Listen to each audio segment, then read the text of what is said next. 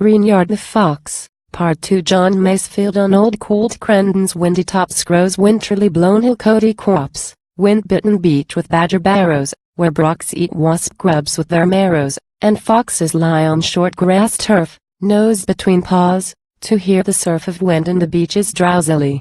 There was our fox bred lustily 3 years before, and there he birthed, under the beech roots snugly earthed, with a roof of flint and a floor of chalk, and 10 bitten hens' heads each on its stalk, some rabbits' paws, some fur from scuts, a badger's corpse and a smell of guts. And there on the night before my tale he trotted out for a point in the vale. He saw, from the cover edge, the valley go trooping down with its troops of Sally to the brimming river's lipping bend, and her lies in the inn at water's end. He heard the owl go hunting by, and the shriek of the mouse the owl made die, and the purr of the owl as he tore the red strings from between his claws and fed. The smack of joy of the horny lips marbled green with the blob by strips. He saw the farms where the dogs were barking, cold Crendon court and Copsey-Cot larking.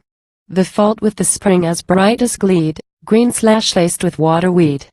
A glare in the sky still marked the town, though all folk slept and the blinds were down. The street lamps watched the empty square, the night cat sang his evil there. The fox's nose tipped up and round, since smell is a part of sight and sound. Delicate smells were drifting by, the sharp nose flared them heedfully. Partridges in the clover stubble, crouched in a ring for the stoat to nubble. Rabbit bucks beginning to box. A scratching place for the pheasant cock, a hare in the dead grass near the drain, and another smell like the spring again. A faint rank taint like April coming, it cocked his ears and his blood went drumming, for somewhere out by Ghost Heath Stubbs was a roving vixen wanting cubs. Over the valley, floating faint on a warmth of windflaw, came the taint. He cocked his ears, he upped his brush, and he went upwind like an April thrush by the Roman road to Bryce's Ridge, where the fallen willow makes a bridge, over the brook by White Hart's thorn to the acres thin with pricking corn, over the sparse green hair of the wheat, by the Clench Brook mill at Clench Brook Leat, through Cofoot pastures to Nonley Stevens, and away to Poulterwood St. Javens. Past Tote Hill down Alse naked with moises, past Clench St. Michael and Naunton Crucis, past Howell's Oak Farm where the raving brain of a dog who hurt him foamed his chain. Then off, as the farmer's window opened, past Stonehurst's farm to Upton Hope End, over short sweet grass and worn flint arrows and the 3 dumb house of Tencombe Barrows. And away with the rolling scramble, through the Sully and up the bramble, with the nose for the smells the night wind carried, and his red fell clean for being married. For clickheading time and Ghost Heath Wood had put the violet in his blood. At Tencombe Rings near the Manor Lenny his foot made the great black stallion whinny, and the stallion's whinny aroused the stable and the bloodhound bitches stretched their cable, and the clink of the bloodhound's chain aroused the sweet-breathed kye as they chewed and drowsed, and the stir of the cattle changed the dream of the cat in the loft to tense green gleam. The red-wattled black cock-what from Spain crowed from his perch for dawn again, his breast-puffed hens, one-legged on perch, gurgled, beak down, like men in church, they crooned in the dark, lifting one red eye in the raftered roost as the fox went by. By Tencombe Regis and Slaughter's Court, through the great grass square of Roman Fort, by Nuns Wood Yews and the Hungry Hill, and the Corpse Way stones all standing still. By Seven Springs Mead to Deerlip Brook, and a lolloping leap to Waterhook. Then with eyes like sparks and his blood a-walkin', over the grass to Water's Oaken, and over the hedge and into the ride and Ghost Heath Wood for his roving bride. Before the dawn he had loved and fed, and found a kennel, and gone to bed on a shelf of grass in a thick of gorse that would bleed a hound and blind a horse. There he slept in the mild west weather with his nose and brush well tucked together. He slept like a child, who sleeps yet hears with the self who needs neither eyes nor ears. He slept while the pheasant cock untucked his head from his wing, flew down and cuked, while the drove of the starlings wheeled and wheeled out of the ash trees into field, while with great black flags that flogged and paddled the rooks went out to the plough and straddled what on the moist red cheese of the furrows driven it up Pat Slees. Down in the village men awoke, the chimneys breathed with a faint blue smoke. The fox slept on, though twigs and twitches, due to his dreams, ran down his flitches. The cows were milked and the yards were sloughed, and the cocks and hens let out of roost, windows were opened, Mets were beaten, all men's breakfasts were cooked and eaten. But out in the gorse on the grassy shelf the sleeping fox looked after himself. Deep in his dream he heard the life of the woodland seek for food, a wife, the whoop of a stoat, a buck that thumped, the squeal of a rat as a weasel jumped, the blackbirds checkering, scattering, crying, the rustling bents from the rabbits flying, cows in a byre, and distant men, and Connecticut church clock striking 10. At 11 o'clock a boy went past, with a rough-haired terrier following fast. The boy's sweet whistle and dog's quick yap woke the fox from out of his nap. He rose and stretched till the claws in his pads stuck hornily out like long black gads. He listened a while, and his nose went round to catch the smell of the distant sound. The windward smells came free from taint, they were Abbot, strongly, with lime kiln, famed, a wild duck, likely, at Sarsholt Pond, and sheep on the Sarsholt down beyond. The leeward smells were much less certain, for the Ghost Heath Hill was like a curtain, yet vague. From the leeward, now and then, came muffled sounds like the sound of men. He moved to his right to a clearer space, and all his soul came into his face, into his eyes and into his nose, as over the hill a murmur rose. His ears were cocked and his keen nose flared, he sneered with his lips till his teeth were bared, he trotted right and lifted a pad, trying to test what foes he had. On Ghost Heath turf was a steady drumming which sounded like horses quickly coming. It died as the hunt went down the dip, then Malapert yelped at Meangs's whip. A bright iron horse shoe clinked on stone, then a man's voice spoke, not one alone, then a burst of laughter, swiftly still, muffled away by Ghost Heath Hill. Then, indistinctly, the clip, clip, clep, on braided of a horse's step. Then silence, then, in a burst, much clearer, voices and horses coming nearer, and another noise, of a pit-pat beat on the Ghost Hill grass, of foxhound feet. He sat on his haunches listening hard, while his mind went over the compass card. Men were coming and rest was done, but he still had time to get fit to run. He could outlast horse and not race hound, but men were devils from Lobbs's pound. Scent was burning, the going good, the world one lust for fox's blood, the main earth stopped and the drains put to, and 15 miles to the land he knew. But of all the ills, the ill least pleasant was to run in the light when men were present. Men in the fields to shout and sign for a lift of hounds to a fox's line. Men at the earth, at the long point send, men at each check and none his friend, guessing each shift that a fox contrives. But still, needs must when the devil drives. He readied himself, then a soft horn blew, then a clear voice caroled, Amperson quo. Ed hoic. A low Amperson quo. Then the wood end rang with the clear voice crying and the crackle of scrub where hounds were trying. Then the horn blew nearer, a hound's voice quivered, then another, then more, till his body shivered. He left his kennel and trotted thence with his ears flexed back and his nerves all tense.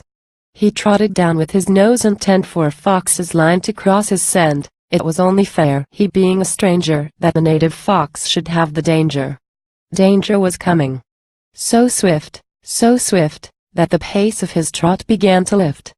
The blue-winged Judas, a jay, began swearing, hounds whimpered, air stank of man. He hurried his trotting, he now felt frighted, it was his poor body made hounds excited. He felt as he ring the great wood through that he ought to make for the land he knew. Then the hound's excitement quivered and quickened, then a horn blew death till his marrow sickened, then the wood behind was a crash of cry for the blood in his veins. It made him fly. They were on his line. It was death to stay. He must make for home by the shortest way, but with all this yelling and all this wrath and all these devils, how find a path? He ran like a stag to the wood's north corner, where the hedge was thick and the ditch a yawner, but the scarlet glimpse of Meings on Turk, watching the woodside, made him shirk. He ringed the wood and looked at the south. What wind there was blew into his mouth. But close to the woodland's blackthorn thicket was Dancy, still as a stone, on picket. At Dancy's back were 20 more watching the cover and pressing for. The fox drew in and flared with his muzzle. Death was there if he missed the puzzle. There were men without and hounds within, a crying that stiffened the hair on skin, teeth in cover and death without, both deaths coming, and no way out. His nose ranged swjftly, his heart beat fast, then a crashing cry rose up in a blast, then horse hooves trampled, then horses' flitches burst their way through the hazel switches. Then the horn again made the hounds like mad, and a man, quite near, said, "Quo. Found, by Gad. Quo." And a man, quite near, said, "Quo. Now he'll break. Larksley Barn Copse is the line he'll take. Quo." And men moved up with their talk and stink in the trape-like noise of the horse clink. Men whose coming meant death from teeth in a worrying wrench, with him beneath. The fox sneaked down by the cover side with his ears flexed back as a snake would glide. He took the ditch at the cover end, he hugged the ditch as his only friend. The blackbird cock with the golden beak got out of his way with a jabbering shriek, and the shriek told Tom on the raking bay that for 18 pence he was gone away. He ran in the hedge in the triple growth of bramble and hawthorn, glad of both, till a couple of fields were passed, and then came the living death of the dread of men. Then, as he listened, he heard an quo. Hoy! Quo! Tom Dancer's horn and an quo. A wah wah way. Quo! Then all hounds crying with all their forces, then a thundering down of 70 horses. Robin Dawes' horn and halloos of an quo. Hey, hark holler, hoick. Quo. An quo. Gone away. Quo. Quo. Hark holler, hoick. Quo. And a smack of the whip and quo. A yelp as a tail hound caught the clip. Quo. Hark holler, hark holler. Quo. Then Robin made Pip go crash through the cut and laid. Hounds were over and on his line with a head like bees upon Tippletine. The sound of the nurnus sent a flood of terror of death through the fox's blood. He upped his brush and he quacked his nose, and he went upwind as a racer goes. Bold Robin Daw was over first, cheering his hounds on at the burst. The field were spurring to be in it. Quo. Hold hard, sirs, give them half a minute. Quo. Came from Sir Peter on his white. The hounds went romping with delight over the grass and got together. The tail hounds galloped hell for leather after the pack at Meangs's yell. A cry like every kind of bell rang from these rompers as they raced. The riders, thrusting to be placed, jammed down their hats and shook their horses. The hounds romped past with all their forces. They crashed into the blackthorn fence. The scent was heavy on their sense, so hot, it seemed the living thing, it made the blood within them sing. Gusts of it made their hackles rise, hot gulps of it were agonies of joy, and thirst for blood and passion. Quo. Ferrard. Quo. Cried Robin. Quo. That's the fashion. Quo. He raced beside his pack to cheer. The field's noise died upon his ear, a faint horn, far behind, blew thin in cover, lest some hound were in. Then instantly the great grass rise shut field and cover from his eyes, he and his racers were alone. Quo. A dead fox or a broken bone. Quo. Said Robin, peering for his prey. The rise, which shut the field away, showed him the vale's great map spread out, the down's lean flank and thrusting snout, pale pastures, red-brown plough, dark wood, blue distance, still solitude, glitter of water here and there, the trees so delicately bare, the dark green gorse and bright green holly. Quo. Zero glorious God. Quo. He said. Quo. How jolly. And there downhill 2 fields ahead the lolloping red dog fox sped over poor pastures to the brook. He grasped these things in one swift look, then dived into the bullfinch heart through thorns that ripped his sleeves apart and scutched new blood upon his brow. Quo. His points Larksley Burn covers now. Quo. Said Robin, landing with a grunt. Quo. Ferrard, my beautifuls. Quo. The hunt followed downhill to race with him. White Rabbit, with his swallow's skim, drew within hail. Quo. Quick burst, Sir Peter. Quo. Quo. A traveler. Nothing could be neater. making for God's down clumps, I take it? Ampersand quo. Ampersand quo. Larks Leyburn, sir, if he can make it. Ferrard. Ampersand quo. Bill Ridden thundered down, his big mouth grinned beneath his frown. The hounds were going away from horses. He saw the glint of watercourses, Yellbrook and Whitoldsdyke, ahead, his horseshoes sliced the green turf red. Young Cottle's chaser rushed and passed him, Knob Manor, running next, said and quo. Blast him. The poet chap who thinks he rides. Ampersand quo. Hugh Colway's mare made striking strides across the grass, the colonel next, then Squire, voling O's, and vexed, fighting his hunter for refusing. Bell ridden, like a cutter cruising, sailing the grass. Then Cobb on Warder. Then Minton Price upon Marauder. Gurney with his eyes intense, burning as with a different sense, his big mouth muttering glad and quo. By dams. Ampersand quo. Then Pete, crouched down from head to hams, wrapped like a saint, bright focused flame. Bennett, with devils in his wom, chewing black cud and spitting slanting. Cops scattering Jess and Stukely ranting. Sal Ridden taking line from Dancy. Long Robert forcing necromancy. A dozen more with bad beginnings. Meings riding hard to snatch an innings. A wild last hound with high shrill yelps smacked Ferrard with some whip-thong scalps. Then last of all, at top of rise, the crowd on foot, all gasps and eyes. The run uphill had winded them. They saw the Yellbrook like a gem blue in the grass a short mile on. They heard faint cries, but hounds were gone a good 8 fields and out of sight, except a rippled glimmer white going away with dying cheering, and scarlet flappings disappearing, and scattering horses going like mad, white rabbits snowing far on ahead, a loose horse taking fence after fence with stirrups shaking, and scarlet specks and dark specks dwindling. Nearer, where twigs knocked into kindling, a much bashed fence still dropping stick, flung clods still quivering from the kick. Cut hoof marks pale in cheesy clay, the horse smell blowing clean away. Birds flitting back into the cover. One last faint cry, then all was over. The hunt had been, and found, and gone.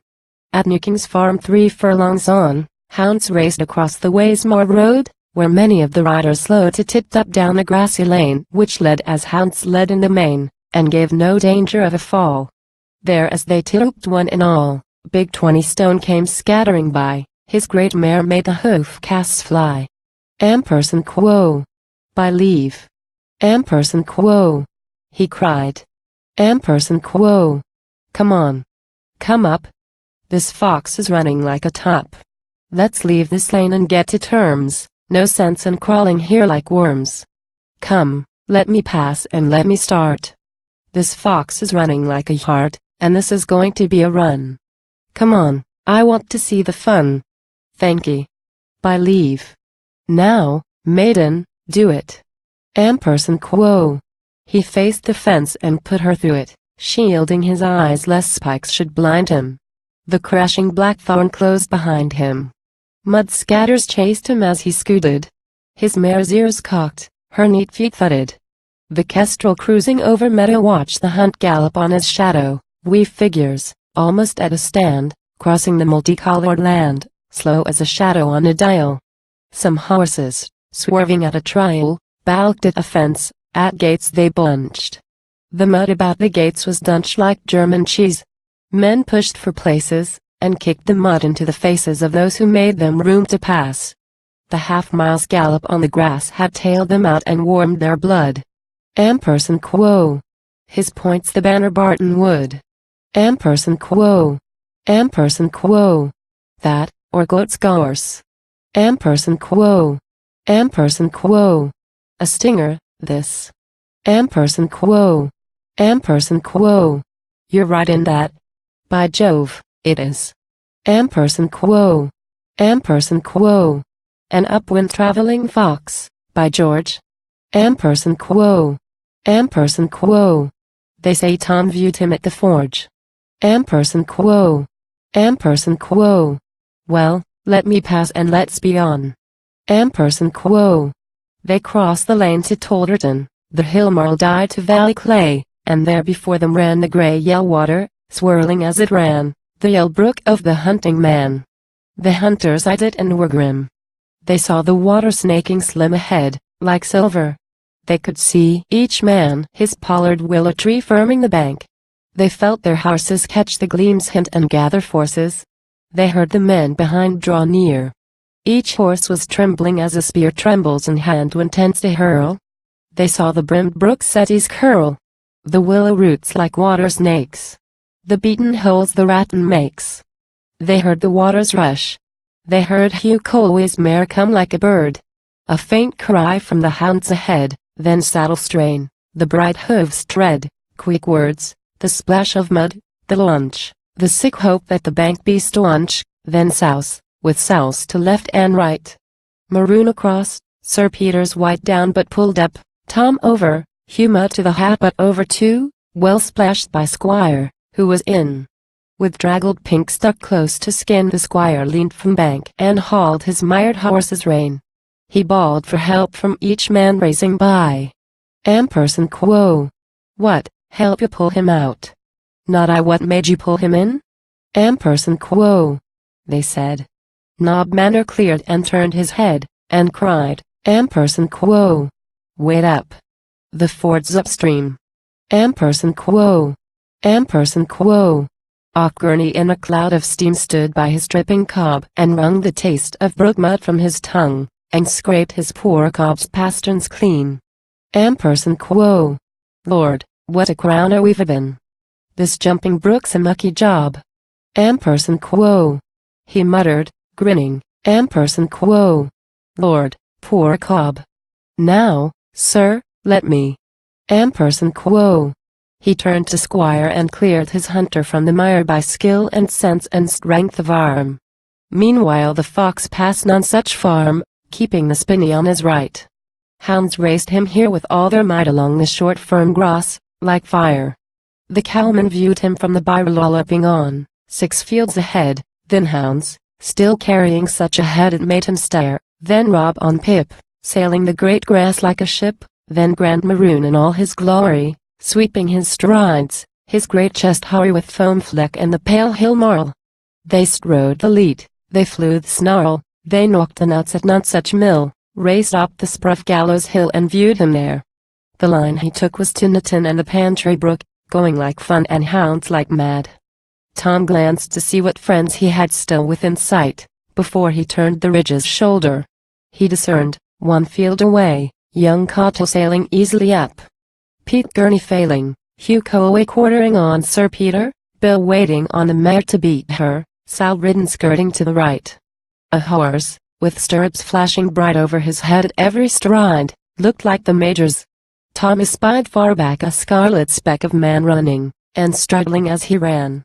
Charles Copse was up, Nob Manor followed, then Bennett's big-boned black that wallowed, clumsy, but with the strength of 10. Then black and brown and scarlet men, brown horses, white and black and gray, scattered a dozen fields away. The shoulder shut the scene away. From the Gallows Hill to the Tinniton Copse there were 10 ploughed fields, like 10 full stops, all wet red clay, where a horse's foot would be swathed, feet thick, like an ash tree root. The fox raced on the headlands firm, where his swift feet scared the coupling worm. The rooks rose raving to curse him raw, he snarled a sneer at their swoop and caw. Then on, down a half-ploughed field where a ship like plough drove glitter-keeled, with a bay horse near and a white horse leading, and a man saying and quo. Zook, Amperson quo. And the red earth bleeding. He gasped as he saw the ploughman drop the stilts and swear at the team to stop.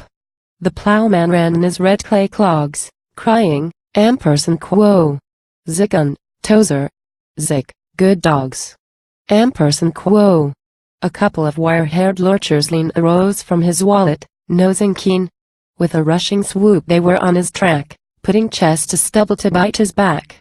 He swerved from his line with the curs at heel, the teeth as they missed him clicked like steel. With a worrying snarl, they quartered on him, while the ploughman shouted, Amperson quo. Zick. Upon him. Amperson quo.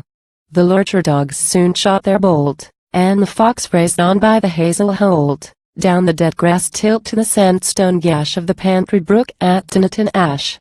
The loitering water, flooded full, had yeast on its slip like raddled wool. It was wrinkled over with Arab script of eddies that twisted up and slipped. The stepping stones had a rush about them, so the fox plunged in and swam without them. He crossed to the cattle's drinking shallow, firmed up with rush and the roots of mallow. He wrung his coat from his draggled bones and mumped away for the sarsen stones. A sneaking glance with his ears flexed back made sure that his scent had failed the pack, for the red clay, good for corn and roses, was cold for scent and brought hounds to noses. He slackened pace by the Tinaton tree, a vast hollow ash tree grown in three. He wriggled a shake and padded slow, not sure if the hounds were on or no. A horn blew faint, then he heard the sounds of a cantering huntsman. Lifting hounds. The plowman had raised his hat for sign, and the hounds were lifted and on his line. He heard the splash in the Pantry Brook, and a man's voice, "Amperson quo." Theeches the line he took. "Amperson quo." And a clear and quo. "Yoi doit." "Amperson quo." And a whimpering quaver, though the lurcher dogs had dulled the savor. The fox went off while the hounds made halt, and the horses breathed and the field found fault, but the whimpering rose to a crying crash by the hollow ruin of Tinaton Ash. Then again the kettledrum horse hoofs beat, and the green blades bent to the fox's feet, and the cry rose keen not far behind of the end quo. "Blood, blood, blood, Amperson quo." In the foxhound's mind. The fox was strong, he was full of running, he could run for an hour and then be cunning, but the cry behind him made him chill. They were nearer now and they meant to kill. They meant to run him until his blood clogged on his heart as his brush with mud, till his back bent up and his tongue hung flagging, and his belly and brush were filled from dragging. Till he crouched stone still, deadbeat and dirty, with nothing but teeth against the 30. And all the way to that blinding end he would meet with men and have none his friend, men to hollow and men to run him, with stones to stagger and yells to stun him, men to head him, with whips to beat him, teeth to mangle and mouths to eat him. And all the way, that wild high crying, to cold his blood with the thought of dying, the horn and the cheer, and the drum like thunder of the horse hoofs stamping the meadows under. He upped his brush and went with a will for the sarsen stones on Wandike Hill. As he ran the meadow by Tinaton Church a christening party left the porch. They stood stock still as he pounded by, they wished him luck but they thought he'd die. The toothless babe in his long white coat looked delicate meat, the fox took note.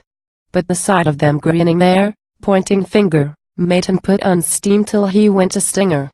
Past Tinaton Church, over Tinaton Waste, with the lolloping ease of a fox's haste, the fur on his chest blown dry with the air, his brush still up and his cheek teeth bare.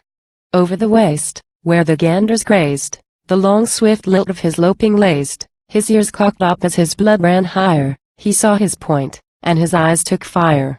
The Wandike Hill with its fir tree barren, its dark of gorse and its rabbit warren, the dike on its heave like a Titan girth, and holes in the dike where a fox might earth. He had rabbited there long months before, the earths were deep and his need was sore. The way was new, but he took a bearing, and rushed like a blown ship billow sharing. Off Tinaton Common to Tinaton Dean, where the wind-held elders pushed with green. Through the Dean's thin cover across the lane, and up midwinter to King of Spain. Old Joe, at digging his garden grounds, said, "Amperson quo." A fox, being hunted. Where be hounds? Zero Lord, my back, to be young again, stead as Ellen Zidran King of Spain. Zero hark.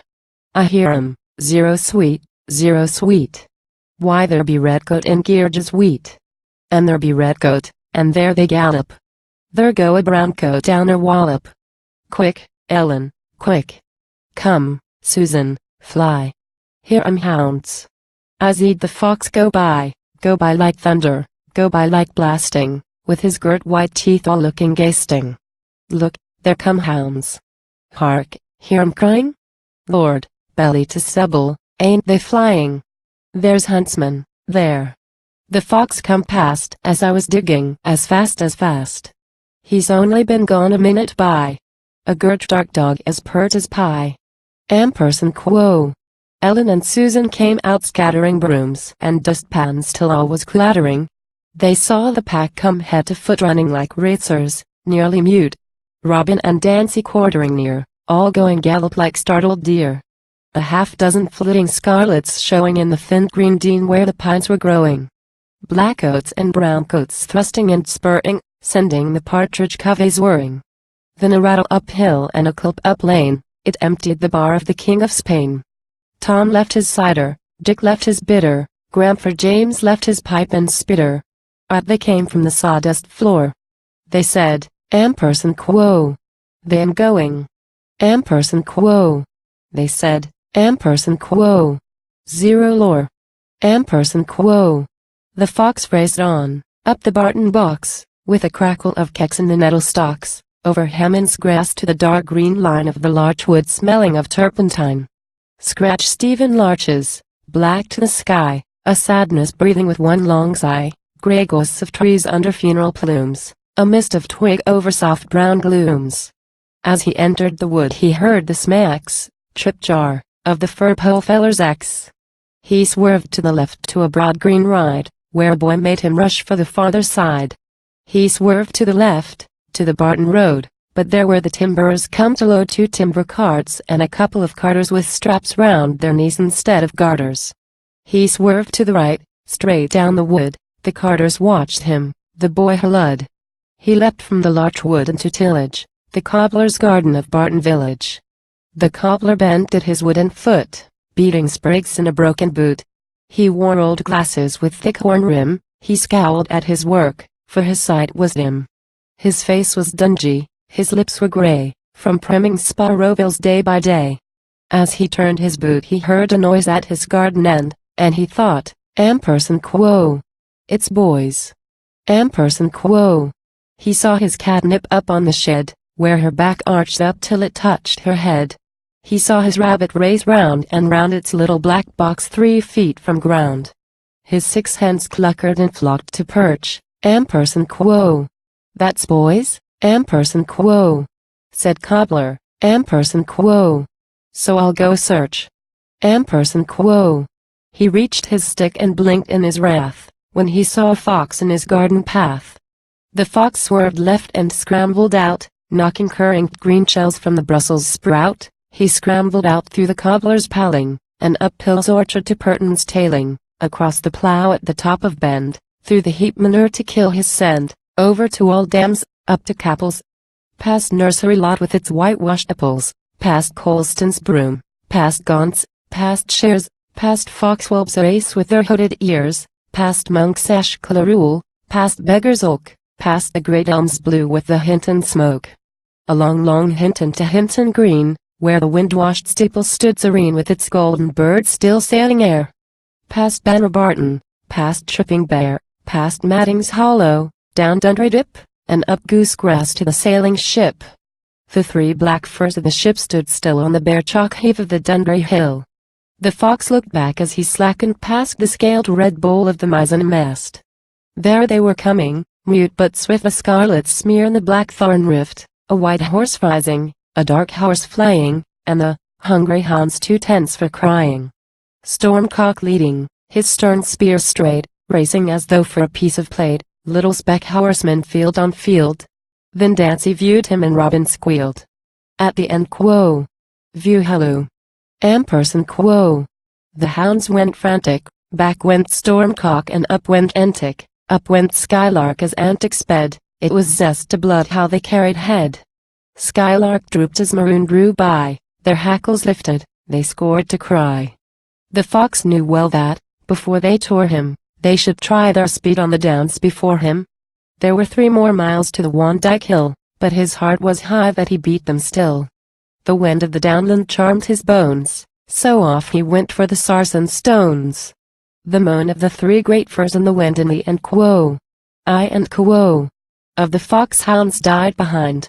Wind apples followed the hill wind's breath on the Kildown gorge where the Danes found death. Larks scattered up.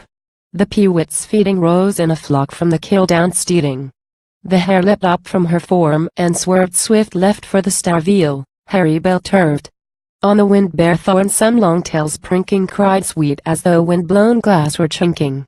Behind came thudding and loud halloo, or a cry from hounds as they came to view. The pure clean air came sweet to his lungs, till he thought foul scorn of those crying tongues. In a 3 mile more he would reach the haven and the Wandike rode on by the Raven.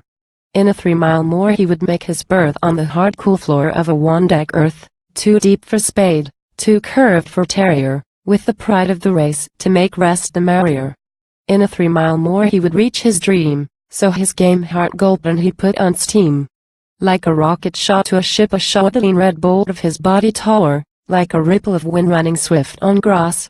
Like a shadow on wheat when a cloud blows past, like a turn at the buoy in a cutter sailing when the bright green gleam lips white at the railing, like the April snake whipping back to sheath, like the gannets hurdle on fish beneath, like a kestrel chasing, like a sickle reaping, like all things swooping, like all things sweeping, like a hound for stay, like a stag for swift, with his shadow beside like spinning drift. Past the gibbet stalk all stuck with nails, where they hanged in chains what had hung at jails, past Ashmont show where Ashmont sleeps, and none but the tumbling peewit weeps, past Curlew calling, the gaunt grey corner where the curlew comes as a summer mourner, past Blueberry Beacon, shaking his fleece, where all winds hurry and none brings peace. Then down on the mile-long green decline, where the turf's like spring and the air's like wine, where the sweeping spurs of the downland spill into Wanbrook Valley and Wandike Hill. On he went with a galloping rally past Maceberry Clump for Wanbrook Valley. The blood in his veins went rumping high, ampersand quo. Get on, to the earth or die. Ampersand quo. The air of the downs went purely past, till he felt the glory of going fast, till the terror of death, though there indeed, was lulled for a while by his pride of speed. Ampersand quo. He was romping away from hounds and hunt. He had Wandike Hill and his earth in front. In a 1 mile more when his point was made he would rest in safety from dog or spade. Nose between paws he would hear the shout of the end quo. Gone to earth. Ampersand quo. To the hounds without, the whine of the hounds, and their cat feet gadding, scratching the earth, and their breath pad-padding. He would hear the horn call hounds away, and rest in peace till another day. In 1 mile more he would lie at rest, so for 1 mile more he would go his best. He reached the dip at the long droop's end, and he took what speed he had still to spend. So down past Maceberry Beach Clump grey that would not be green till the end of May, past Arthur's Table, the white chalk boulder, where past flowers purple the down's grey shoulder, past Keesholm's Keeping, past Harry's Thorn, to 30-acre all thin with corn. As he raced the corn towards Wandike Brook the pack had view of the way he took. Robin Hood from the downland's crest, he capped them on till they did their best. The 1/4 mile to the Wanbrook's brink was raced as quick as a man can think. And here, as he ran to the huntsman's yelling, the fox first felt that the pace was telling. His body and lungs seemed all grown old, his legs less certain, his heart less bold, the hound noise nearer, the hill slopes deeper, the thud in the blood of his body deeper. His pride and his speed, his joy in the race were withered away, for what use was pace? He had run his best, and the hounds ran better, then the going worsened, the earth was wetter. Then his brush drooped down till it sometimes dragged, and his fur felt sick and his chest was tagged with taggles of mud, and his pads seemed lead. It was well for him he'd done earth ahead. Down he went to the brook and over, out of the corn and into the clover, over the slope that the Wanbrook drains, past Battletump where they earthed the Danes, then up the HJLL that the Wandike rings where the sarsen stones stand grand like kings. 7 sarsens of granite grim, as he ran them by they looked at him. As he leapt the lip of their earth and paling the hounds were gaining and he was failing. He passed the sarsens, he left the spur, he pressed uphill to the blasted fir, he slipped as he leapt the hedge. He slithered. Ampersand quo. He's mine, ampersand quo. Thought Robin. Ampersand quo. He's done. He's dithered. Ampersand quo. At the second attempt he cleared the fence, he turned half right where the gorse was dense, he was leading hounds by a furlong clear, he was past his best, but his earth was near. He ran up gorse to the spring of the ramp, the steep green wall of the dead men's camp. He sidled up it and scampered down to the deep green ditch of the dead men's town. Within, as he reached that soft green turf, the wind, blowing lonely, moaned like surf. Desolate ramparts rose up steep on either side, for the ghost to keep. He raced the trench, past the rabbit warren, close grown with moss which the wind made barren. He passed the spring where the rushes spread, and there in the stones was his earth ahead. One last short burst upon failing feet, their life lay waiting, so sweet, rest in the darkness, balm for aches. The earth was stopped. It was barred with stakes. With the hounds at head so close behind, he had to run as he changed his mind. This earth, as he saw, was stopped, but still there was one earth more on the Wandagg Hill, a rabbit burrow a furlong on. He could kennel there till the hounds were gone. Though his death seemed near, he did not blench. He upped his brush and he ran the trench. He ran the trench while the wind moaned treble, earth trickled down, there were falls of pebble. Down in the valley of that dark gash the wind-withered grasses looked like ash. Trickles of stones and earth fell down in that dark alley of dead men's town. A hawk arose from a fluff of feathers, from a distant fold came a bleat of wethers. He heard no noise from the hounds behind but the hill wind moaning like something blind. He turned the bend in the hill, and there was his rabbit hole with its mouth worn bare. But there, with a gun tucked under his arm, was young Sid Kissop of Purlpit's farm, with the white hob ferret to drive the rabbit into a net which was set to nab it. And young Jack Cole peered over the wall, and loosed a pup with a N quo. Zbn, Saul. Ampersand quo. The terrier pup attacked with a will, so the fox swerved right and away downhill. Down from the ramp of the dike he ran to the brackeny patch where the gorse began, into the gorse, where the hill's heave hid the line he took from the eyes of Sid. He swerved downwind and ran like a hare for the wind-blown spinney below him there. He slipped from the gorse to the spinney dark. There were curled grey growths on the oak tree bark. He saw no more of the terrier pup, but he heard men speak and the hounds come up. He crossed the spinney with ears intent for the cry of hounds and the way he went. His heart was thumping, the hounds were near now, he could make no sprint at a cry and cheer now. He was past his perfect, his strength was failing. His brush sagged and his legs were ailing. He felt, as he skirted Dead Men's Town, that in 1 mile more they would have him down. Through the withered oaks wind crouching tops he saw men's scarlet above the copse. He heard men's oaths, yet he felt hounds slacken, in the frondless stalks of the brittle bracken. He felt that the unseen link which bound his spine to the nose of the leading hound was snapped, that the hounds no longer knew which way to follow nor what to do. That the threat of the hound's teeth left his neck, they had ceased to run, they had come to check. They were quartering what on the Wan Hills bent. The terrier's chase had killed his scent. He heard bits chink as the horses shifted, he heard hounds cast, then he heard hounds lifted, but there came no cry from a new attack. His heart grew steady, his breath came back. He left the spinney and ran its edge by the deep dry ditch of the blackthorn hedge. Then out of the ditch and down the meadow, trotting at ease in the blackthorn shadow, over the track called Godsdown Road, to the great grass heath of the gods' abode. He was moving now upon land he knew, up Clench Royal and Morton to the Paulbrook, Chedston, and East Stock Church, High Clench St. Lawrence and Tinker's Birch. Land he had roved on night by night, for hot blood suckage or furry bite. The threat of the hounds behind was gone.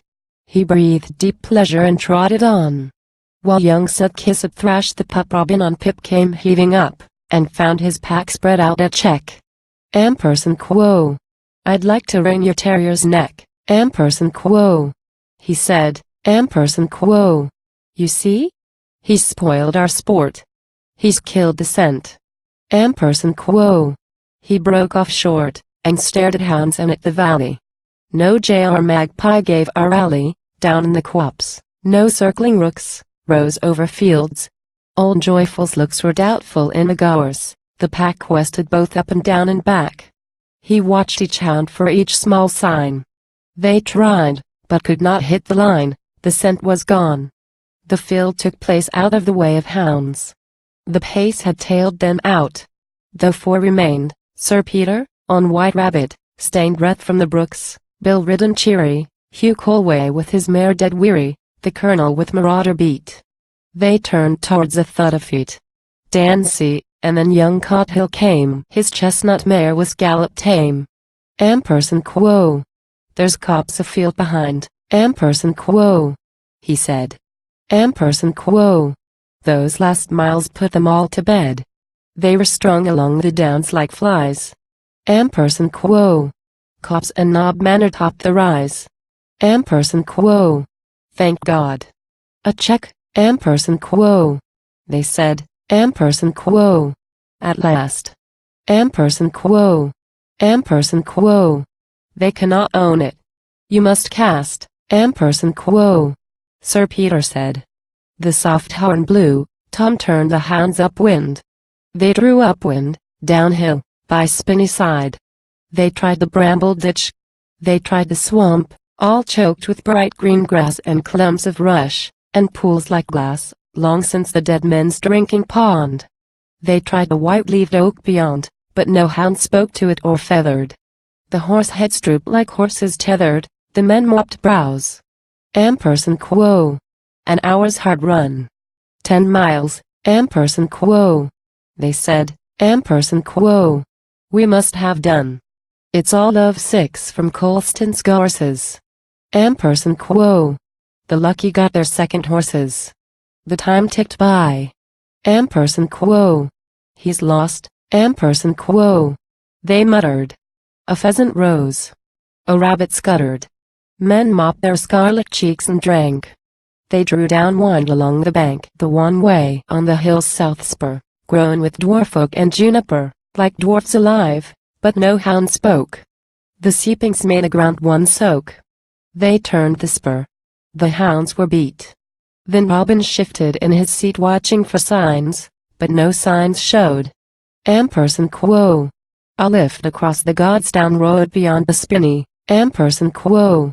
Robin said. Tom turned them. Robin went ahead. Beyond the copse a great grass fallow stretched towards Stock and Chedston Mallow, a rolling grass where hounds grew keen. Quo. You do it, then. This is where he's been. Quo. Said Robin, eager at their joy. Quo. Hughie, joyful, lad. Hughie, corner boy? They ran to him. Quo. At his reminders the keen hounds hurried to the finders. The finding hounds began to hurry, men jammed their heads, prepare to scurry. The quo. Quo. Of the cry began, its spirit passed to horse and man. The skirting hounds romped to the cry. Hound after hound cried and quo. Quo. Till all were crying, running, closing, their heads well up and no heads nosing. Joyful ahead with spear straight stern they raced the great slope to the burn, Robin beside them, Tom behind pointing past Robin down the wind. For there, 2 furlongs on, he viewed on Holy Hill or Chedston Rood, just where the ploughland joined the grass, a speck down the first furrow pass, a speck the color of the plough. Quo. Yonder he goes.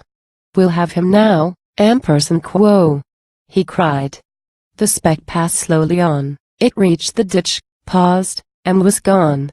Then down the slope and up the road went the hunt's gallop. Godstown Wood dropped its last oak leaves at the rally.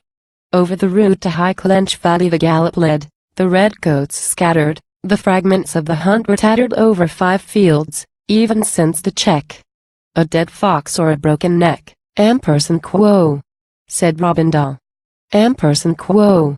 Come up, the Dane. Quo. The hunter leaned against the rein, cocking his ears. He loved to see the hounds at cry. The hounds and he the chiefs in all that feast of pace. The speck in front began to race. The fox heard hounds get onto his line, and again the terror went down his spine. Again the back of his neck felt cold, from the sense of the hound's teeth taking hold. But his legs were rested, his heart was good, he had breath to gallop to Mornend Wood. It was 4 miles more, but an earth at end, so he put on pace down the Rood Hill bend. Down the great grass slope which the oak trees dot, with a swerve to the right from the keeper's cot, over High Clench Brook and its channel deep, to the grass beyond, where he ran to sheep. The sheep formed line like a troop of horse. They swerved, as he passed, to front his course. From behind, as he ran, a cry rose, Quo! See the sheep there. Watch them. There he goes. Quo! He ran the sheep that their smell might check the hounds from his scent and save his neck, but in 2 fields more he was made aware that the hounds still ran. Tom had viewed him there. Tom had held them on through the taint of sheep. They had kept his line, as they meant to keep. They were running hard with a burning scent, and Robin could see which way he went.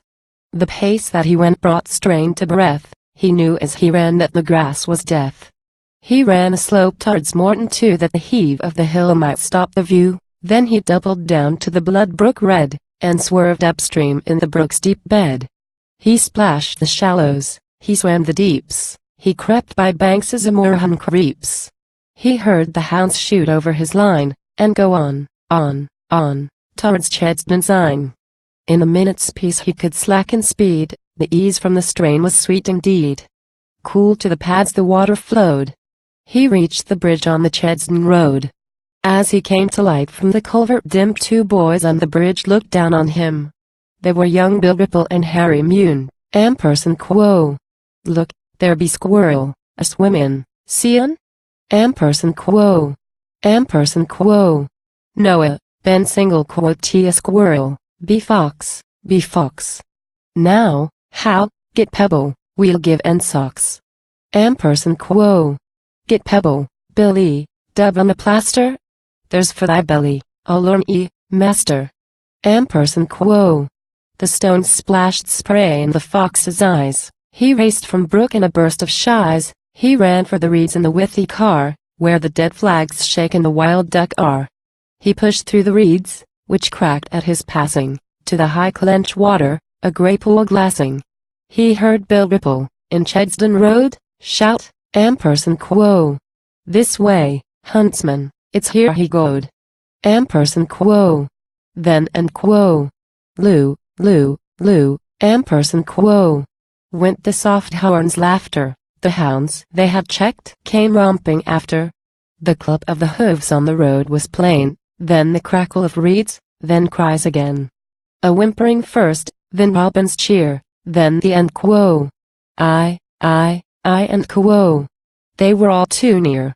His swerve had brought but a minute's rest. Now he ran again, and he ran his best. With a crackle of dead dry stalks of reed the hounds came romping at topmost speed. The red goats ducked as the great hooves skittered the Blood Brook's shallows to sheeps that glittered. With a cracking whip and quo! Hoick, hoick, hoick, forward! Tom galloped. Bob shouted and quo! Yoick! Quo! Like a running fire the dead reeds crackled. The hounds' heads lifted, their necks were hackled. Tom cried to Bob, as they thundered through, Quo! He is running short, we shall kill it too. Quo! Bob cried to Tom as they rode in team, Quo! I was sure, that time, that he turned upstream. As the hounds went over the brook in stride I saw old Daffodil fling to side, so I guessed at once, when they checked beyond. Quo! The ducks flew up from the Morton pond. The fox looked up at their tailing strings. He wished, perhaps, that a fox had wings with his friends in a great V straining the autumn sky when the moon is gaining. For better the grey sky's solitude than to be 2 miles from the Morn End wood with the hounds behind, clean trained to run, and your strength half spent and your breath half done. Better the reeds in the sky and water than that hopeless pad from a certain slaughter. At the Morton pond the fields began long to's green meadows. He ran. First the 6 green fields that make a mile, with the lip full clenched at the side the while, with rooks above, slow circling, showing the world of men where a fox was going. The fields all empty, dead grass, bare hedges, and the brook's bright gleam in the dark of sedges. To all things else he was dumb and blind. He ran with the hounds a field behind. At the 6th green field came the long slow climb to the Morn End wood, as old as time.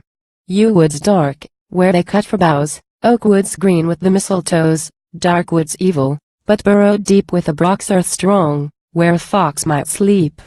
He saw his point on the heaving hill, he had failing flesh and a reeling will. He felt the heave of the hill grow stiff, he saw black woods, which would shelter if nothing else, but the steepening slope and a black line nodding, a line of hope, the line of the yews on the long slope's brow, a mile, 3/4, a half-mile now.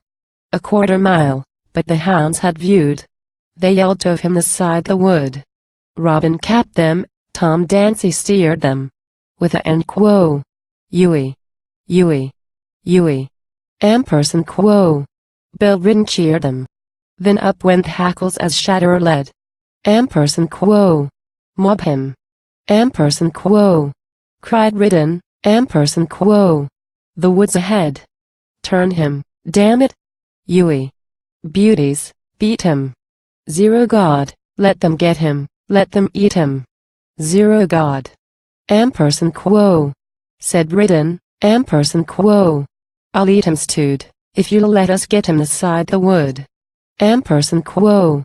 But the pace, uphill, made a horse like stone. The pack went wild up the hill alone. 300 yards and the worst was past, the slope was gentler and shorter grassed. The fox saw the bulk of the woods grow tall on the brae ahead, like a barrier wall. He saw the skeleton trees show sky and the yew trees darken to see him die, and the line of the woods go reeling black. There was hope in the woods and behind, the pack. 200 yards and the trees grew taller, blacker, blinder, as hope grew smaller. Cry seemed nearer, the teeth seemed gripping, pulling him back. His pads seemed slipping.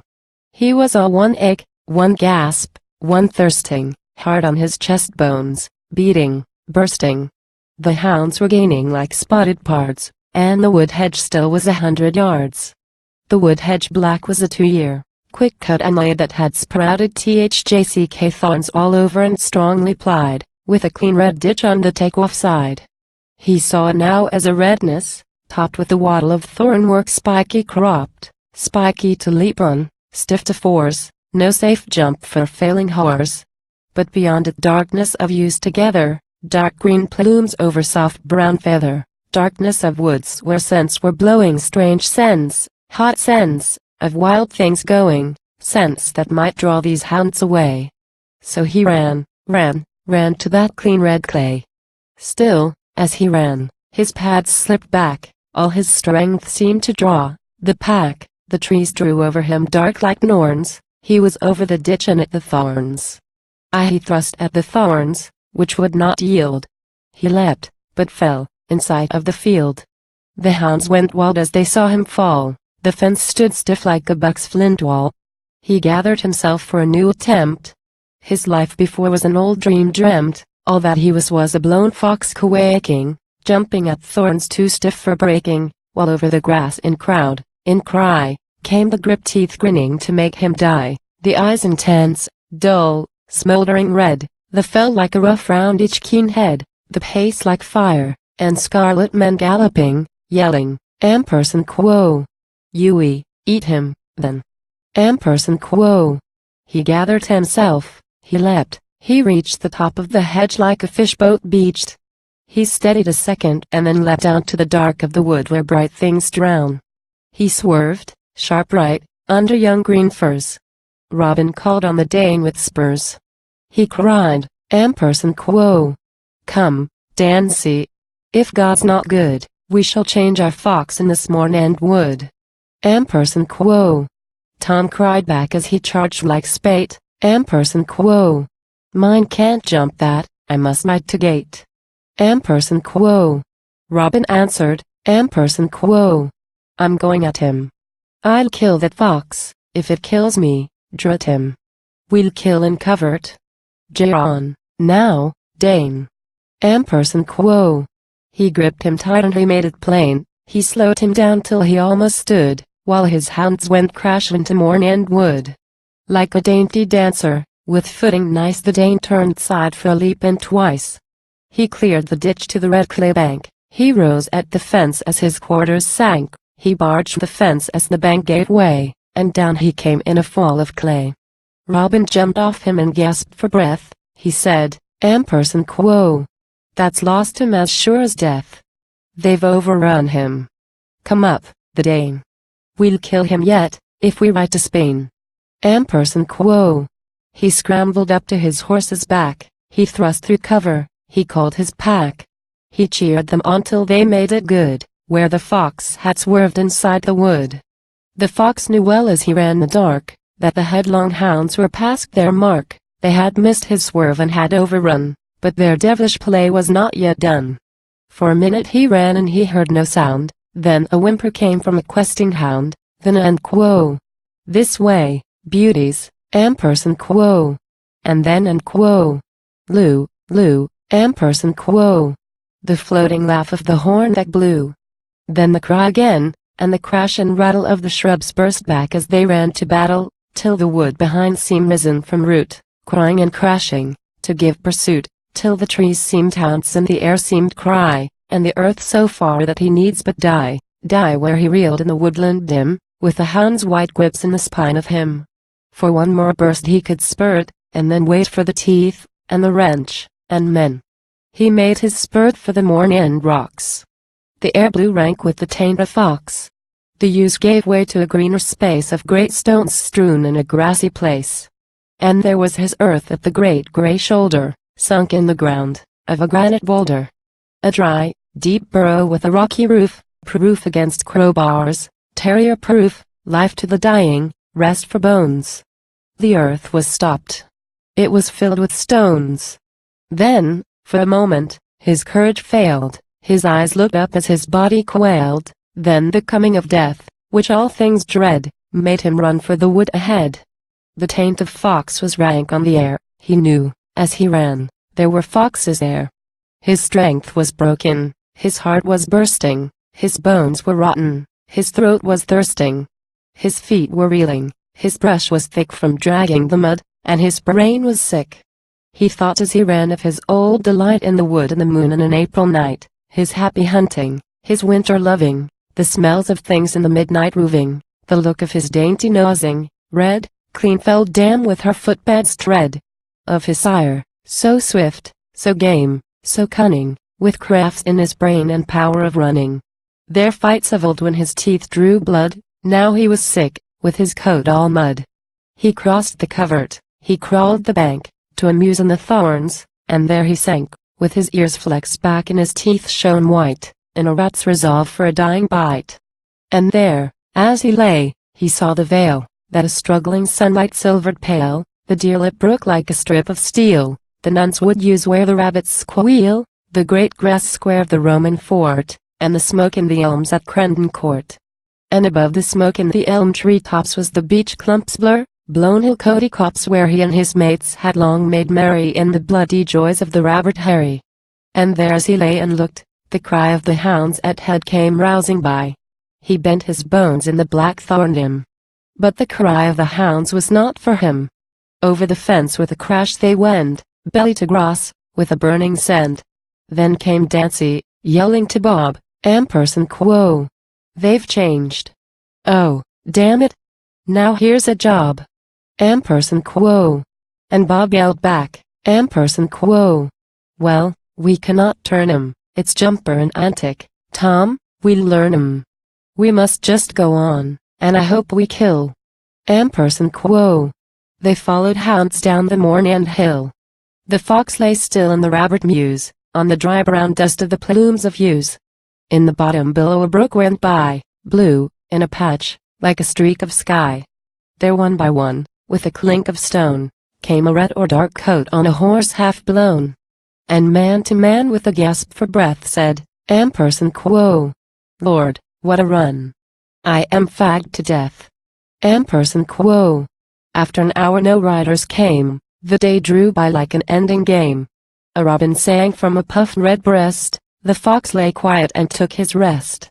A wren on a tree stump caroled clear, then the starlings wheeled in a sudden cheer, the rooks came home to the twiggy hive in the elm tree tops which the winds do drive. Then the noise of the rooks fell slowly still, and the lights came out in the Clench Brook mill. Then a pheasant cocked, then an owl began, with the cry that curdles the blood of man. The stars grew bright as the yews grew black, The fox rose stiffly and stretched his back. He flared the air, then he padded out to the valley below him, dark as doubt, winter thin with the young green crops, for old cold Crendon and Ilcody copse. As he crossed the meadows at Naunton Larking, the dogs in town all started barking, for with feet all bloody and flanks all foam, the hounds in the hunt were limping home. Limping home in the dark dead beaten, the hounds all rank from a fox they'd eaten. Dancy saying to Robin Daw, "Amperson quo! The fastest and longest I ever saw. Amperson quo!" And Robin answered, "Amperson quo! Oh, Tom, 'twas good. I thought they'd changed in the morn and would, but now I feel that they did not change. We've had a run that was great and strange. And to kill in the end, at dusk, on grass. We'll turn to the cock and take a glass, for the hounds, poor souls, are past their forces. And a gallon of ale for our poor horses, and some bits of bread for the hounds, poor things. After all they've done, for they've done like kings, would keep them going till we get in. We had it alone from the nuns would win and quo." Then Tom replied, "Amperson quo! If they changed or not, there've been few runs longer and none more hot. We shall talk of today until we die. Amperson quo!" The stars grew bright in the winter sky, the wind came keen with a tang of frost, the brook was troubled for new things lost, the copse was happy for old things found, the fox came home and he went to ground. And the hunt came home and the hounds were fed, they climbed to their bench and went to bed. The horses and stable loved their straw. Amperson quo! "Good night, my beauties, Amperson quo!" said Robin Daw. Then the moon came quiet and flooded full light and beauty on clouds like wool, on a feasted fox at rest from hunting, in the beech wood grey where the brocks were grunting. The beech wood grey rose dim in the night with moonlight fallen in pools of light, the long dead leaves on the ground were rhymed. A clock struck 12 and the church bells chimed.